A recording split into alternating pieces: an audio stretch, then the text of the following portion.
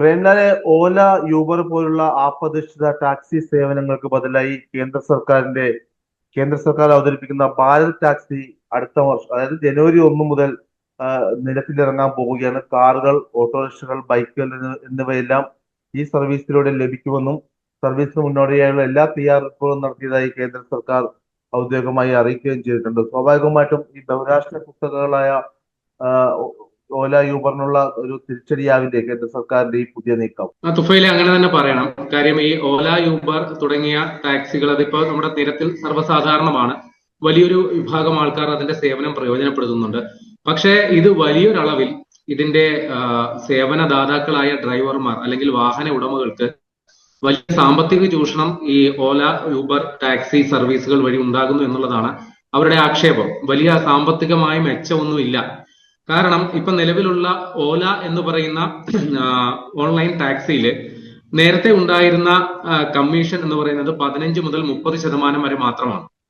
ഇപ്പോ അത് 100% വരെ കമ്മീഷൻ ഈ വണ്ടി വാഹന ഉടമകൾക്കോ അല്ലെങ്കിൽ ഡ്രൈവർമാർക്കോ കൊടുക്കുന്ന രീതിയിൽ അവരുടെ നിരക്ക് പരിഷ്കരണമൊക്കെ വരുത്തിയിട്ടുണ്ട്. അതിന് കാരണം ഈ മേഖലയിലേക്ക് നിരവധി മത്സരാർത്ഥികൾ വന്നു. ഇപ്പോ ഓല, ഊബർ ഉണ്ട്, അതേപോലെ റാപ്പിഡോ തുടങ്ങിയ പുതിയ പുതിയ സംരംഭങ്ങൾ ഈ മേഖലയിൽ വരുന്നത് കൊണ്ടാണ് അവര് ഇത് മാറ്റാൻ നിർബന്ധിതമായത്. പക്ഷെ അവർക്ക് മാസവരി എന്ന് പറയുന്നത് 2010 രൂപയാണ്. അപ്പോൾ ഒരു ദിവസം ഏകദേശം 70 രൂപയ്ക്ക് അടുത്ത് ഓരോ വാഹന ഉടമകൾ അല്ലെങ്കിൽ ഡ്രൈവർമാരും ഈ ഓല പ്ലാറ്റ്ഫോം ഉപയോഗിക്കുന്നതിന് ആ കമ്പനിക്ക് നൽകണം എന്നുള്ളതാണ് നമ്മൾ മനസ്സിലാക്കേണ്ടത്.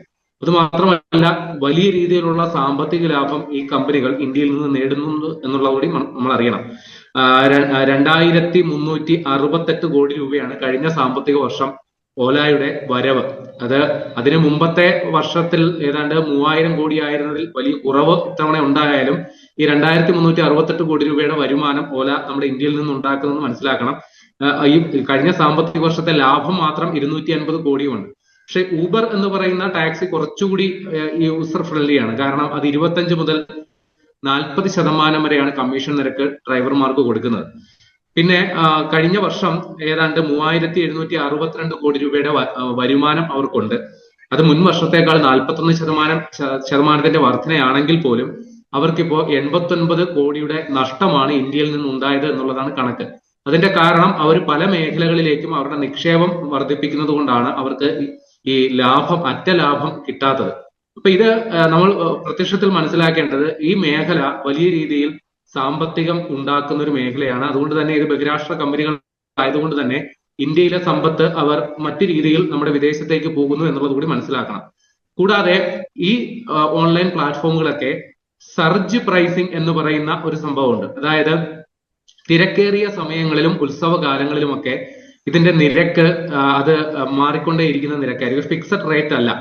അപ്പോൾ അതുകൊണ്ട് ഈ പ്ലാറ്റ്ഫോമുകളൊക്കെ ഉപയോഗിക്കുന്ന സാധാരണക്കാർക്ക് ഈ തിരക്കേറിയ സമയങ്ങളിലോ ഉത്സവ സമയങ്ങളിലോ ഒക്കെ അധിക നിരക്ക് നൽകേണ്ടി വരും. അപ്പൊ ഇതിനൊക്കെ ഒരു പരിഹാരം എന്ന നിലയിലാണ് ഈ ഭാരത് ടാക്സി, അത് നമ്മുടെ കേന്ദ്ര സർക്കാർ പിന്തുണയ്ക്കുന്ന ഒരു ഓൺലൈൻ പ്ലാറ്റ്ഫോമാണ് ഭാരത് ടാക്സി. കുറച്ചുകൂടി വിശദമായിട്ട് പറഞ്ഞു കഴിഞ്ഞാൽ കേന്ദ്ര സർക്കാരിന് കീഴിലുള്ള സഹകരണ വകുപ്പ് അവരാണ് ഇതിനു വേണ്ട എല്ലാവിധ പിന്തുണയും നൽകുന്നത്. അപ്പോ ശങ്കർ ടാക്സി കോപ്പറേറ്റീവ് ലിമിറ്റഡ് എന്ന് പറയുന്ന സഹകരണ സ്ഥാപനത്തിനാണ് ഈ ഭാരത് ടാക്സിയുടെ നടത്തിപ്പ് ചുമതല നൽകിയിരിക്കുന്നത്. അപ്പൊ ഇതില് 100% ഇതിന്റെ ഫീസ് നമ്മുടെ ടാക്സി ഡ്രൈവർമാർക്കോ അല്ലെങ്കിൽ കാർ ഉടമകൾക്കോ കിട്ടും. യാതൊരുവിധ കമ്മീഷനും ഈ ഭാരത് ടാക്സി പ്ലാറ്റ്ഫോം വാങ്ങുന്നില്ല.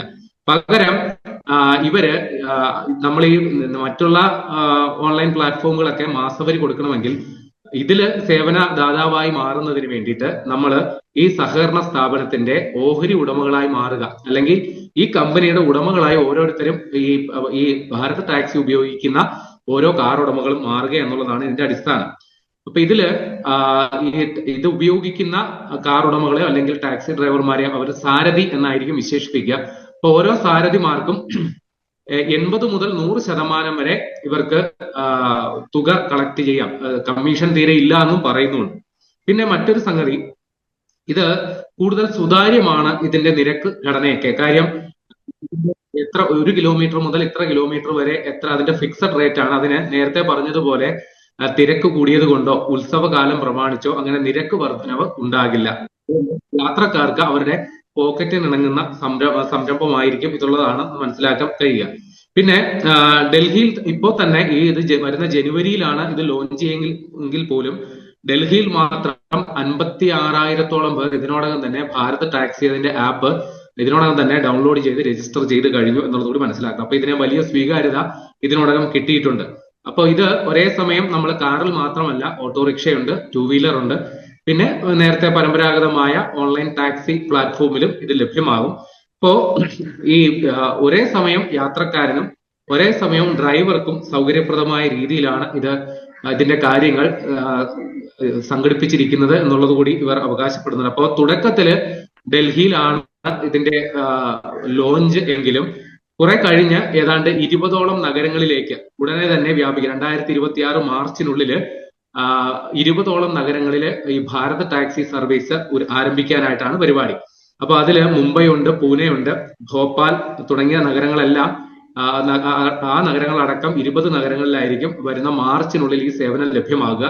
ഇത് മറ്റൊരു സംഗതി കൂടി ഉള്ളത്, ഇത് ഞാൻ നേരത്തെ പറഞ്ഞതുപോലെ കേന്ദ്ര സർക്കാരിന്റെ സഹകരണത്തോടെ പ്രവർത്തിക്കുന്ന ഒരു ഓൺലൈൻ പ്ലാറ്റ്ഫോം ആയതുകൊണ്ട് തന്നെ കേന്ദ്ര സർക്കാരിന്റെ കീഴിലുള്ള ഡിജി ലോക്കർ എന്ന് പറയുന്ന സംവിധാനം, അതായത് വാഹനത്തിന്റെ ഡ്രൈവർ, ഇവരുടെ ഡ്രൈവിംഗ് ലൈസൻസ്, വാഹനത്തിന്റെ രജിസ്ട്രേഷൻ, അതുമായി ബന്ധപ്പെട്ടുള്ള മറ്റു വിവരങ്ങൾ, ഫിറ്റ്നസ്, പിന്നെ ഇൻഷുറൻസ് തുടങ്ങിയ സംഭവങ്ങളൊക്കെ ഡിജിറ്റലായി അതിന്റെ ഡോക്യുമെന്റ് സൂക്ഷിക്കുന്നതിനെയാണ് ഡിജി ലോക്കർ എന്ന് പറയുക. അപ്പൊ ഈ ഡിജി ലോക്കർ ഈ ആപ്പുമായിട്ട് ബന്ധപ്പെടുത്തിയിട്ടുണ്ടാകും. പിന്നെ ഉമംഗ് എന്ന് പറയുന്ന മറ്റൊരു പ്ലാറ്റ്ഫോമും ഇതുമായി ബന്ധപ്പെടുത്തിയിട്ടുണ്ടാകും. ഉമംഗ് എന്ന് പറയുന്നത് ഈ നമ്മുടെ സർക്കാർ സർവീസുകൾ അത് ഈ പ്ലാറ്റ്ഫോമിൽ ലഭ്യമാകുന്ന ഒരു സംവിധാനമാണ് ഉമംഗ്. അപ്പോൾ ഇതുമായി ബന്ധപ്പെട്ടുള്ള നടപടിക്രമങ്ങളെല്ലാം തന്നെ ഈ ഉമംഗ് എന്ന് പറയുന്ന പ്ലാറ്റ്ഫോമിലൂടെയാണ് പൂർത്തിയാക്കുന്നത്. അപ്പൊ ഇതുമായിട്ട് ബന്ധപ്പെടുത്തിയിട്ടുള്ളത് കൊണ്ട് സുതാര്യത വളരെ ഉറപ്പുവരുത്തും. സുതാര്യത മാത്രമല്ല, ആധികാരികതയും ഉറപ്പുവരുത്തും എന്നുള്ളത് കൂടിയാണ് ഈ ഭാരത് ടാക്സി പ്ലാറ്റ്ഫോമിന്റെ പ്രത്യേകത. അപ്പൊ ഇതിനോടകം തന്നെ മുംബൈയിലോ ഗോവയിലോ മറ്റോ ഭാരത് ടാക്സി എന്ന പേരിൽ സ്വകാര്യ ഒരു രംഗത്ത് നേരത്തെ തന്നെ ഒരു പ്രൈവറ്റ് ടാക്സി സർവീസ് പ്രവർത്തിക്കുന്നുണ്ട്. പക്ഷെ അത് പരിമിതമായ അളവിൽ മാത്രമാണ്, ആ നഗര കേന്ദ്രീകൃതം മാത്രമായി പ്രവർത്തിക്കുന്ന ഒരു സംരംഭമാണ്. പക്ഷെ ഈ ഭാരത് ടാക്സി എന്ന് പറയുന്ന രീതിയിൽ കേന്ദ്ര സർക്കാർ പിന്തുണയ്ക്കുന്ന ഈ ഓൺലൈൻ പ്ലാറ്റ്ഫോം അത് രാജ്യത്തിന്റെ ഒരു ഐഡന്റിറ്റി ആയിട്ട് മാറാനുള്ള സാധ്യത തള്ളിക്കളയാനാവില്ല. നമ്മൾ ഈ പറയുന്നത് പോലെ ഓല, അതേപോലെ ഊബർ തുടങ്ങിയ ബഹിരാഷ്ട്ര കമ്പനികൾക്ക് ബദൽ എന്ന രീതിയിൽ സാധാരണക്കാരായ ഡ്രൈവർ തൊഴിലാളികളുടെ അടക്കം സഹകരണത്തോടെ, പിന്തുണയോടെ നടപ്പാക്കാൻ ഉദ്ദേശിക്കുന്ന ഒരു പദ്ധതിയാണ്. അപ്പോൾ ഇതിനോടകം തന്നെ ഇതിന്റെ അവകാശപ്പെടുന്ന പ്രത്യേകതകൾ അത് വാസ്തവമാണെങ്കിൽ അത് ജനോപകാരപ്രദം കൂടിയാണ്. അതുകൊണ്ട് തന്നെ ഇതിന് വലിയൊരു സ്വീകാര്യത കിട്ടാൻ തന്നെയായിരിക്കും സാധ്യത.